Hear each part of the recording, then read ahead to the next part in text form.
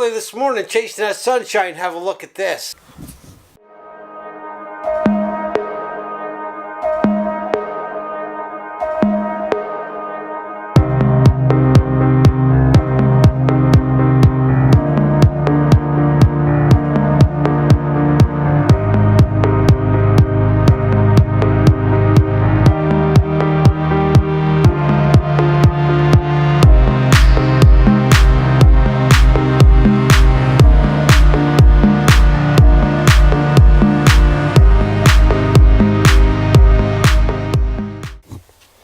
Alright guys, back inside today. We've had a rough week around here in Chatham, Kent and southwestern Ontario with the flooding.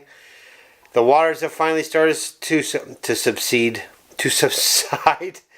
and the river levels are going down again, which is good. The problem is the cleanup is going to come now. People have a lot of ruined property, Some of the basements were flooded right up to the main floors, and that's not good. So thankfully nobody was hurt. Property can be replaced. So now you got to deal with your insurance company, and we all know how that goes. They're always your best friend until you need them. Anyway, before I get started on what today's video is all about, I think I need a coffee.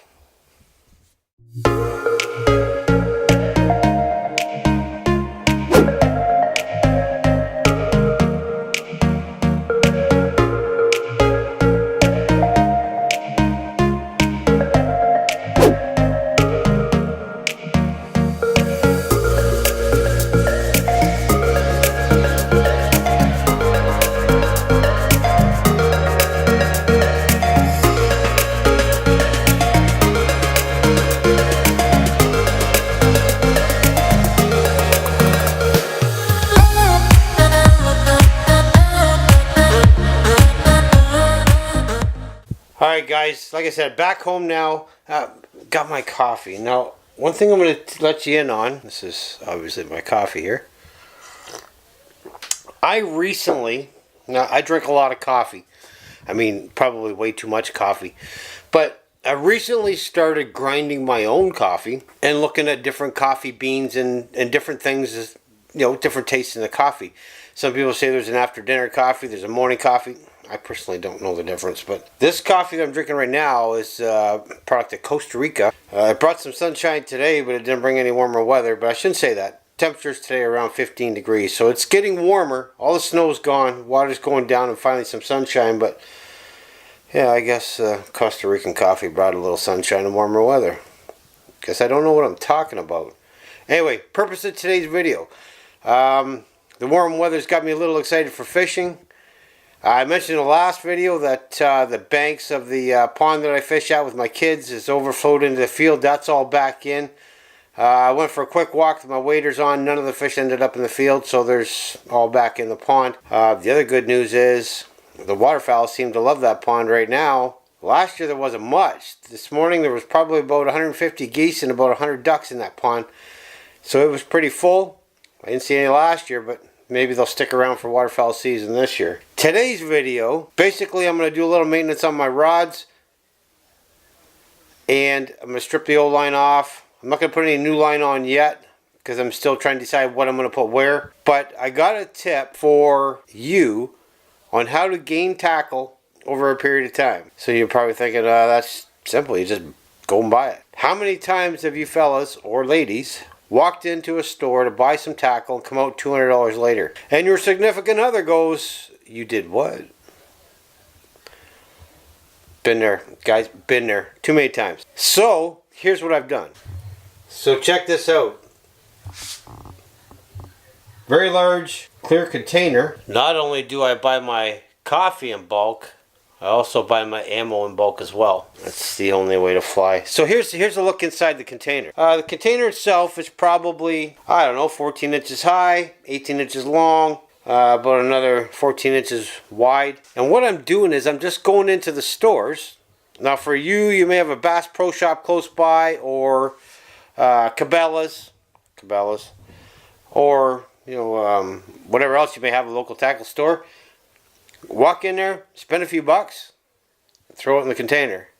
This type of weather right now, we can't fish in. Well, we can, but I'm not about to freeze my behind off to go catch a few bass. Not yet anyways. Here in Canada, we have a Canadian Tire. That's our equivalent to the Bass Pro Shop. So I walk into Canadian Tire, I spend $10 or $15, throw in a container. Let me show you a little bit about what I got here. First thing I got is 1,200 rounds of 7.62. If anybody wants to fight, let's see what else we got in here.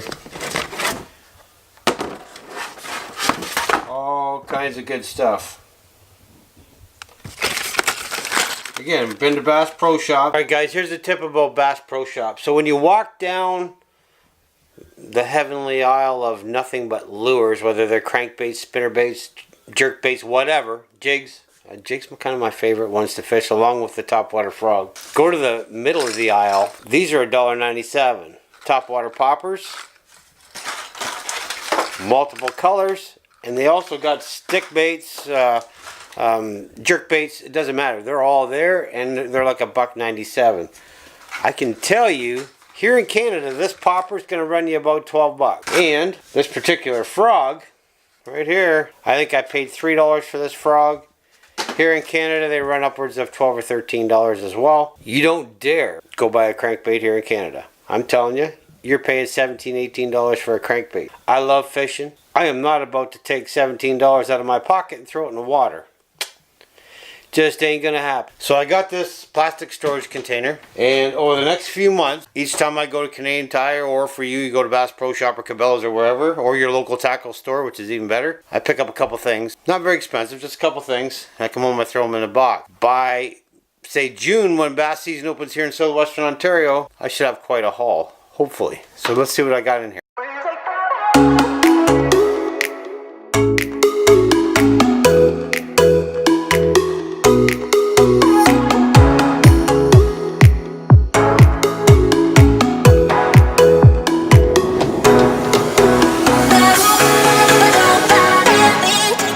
Alright, so here we have it. That's what I got so far in the container. Let's have a little closer look. Alright, as you can see, we got a lot of plastics, hooks, frogs, more frogs. You guys know what this is? That's a bottom bouncer when you're trolling for walleye. Keeps your bait on the bottom. Got some trailers, rabbit trailers.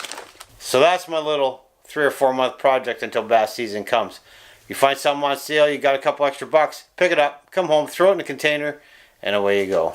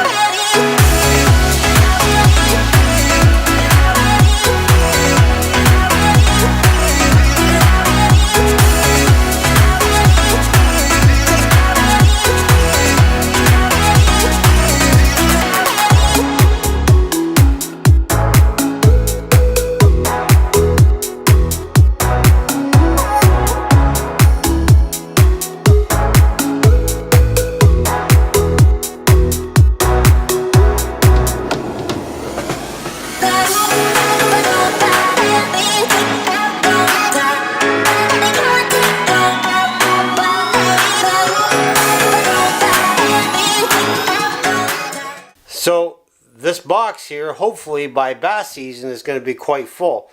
Now bass season here in Ontario is, I think, the 3rd Saturday or the 4th Saturday, if there is a 4th Saturday, in June. You're not allowed to target bass, any bass, prior to that. If they happen to bite your line, so be it.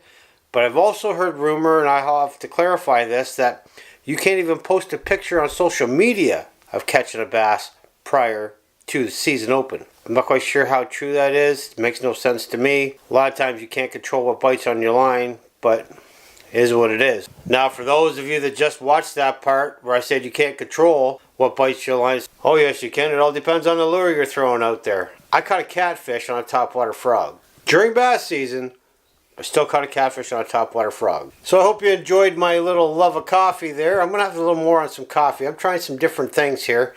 And the tip on the box of bait, buy a little bit each time, throw it in the container.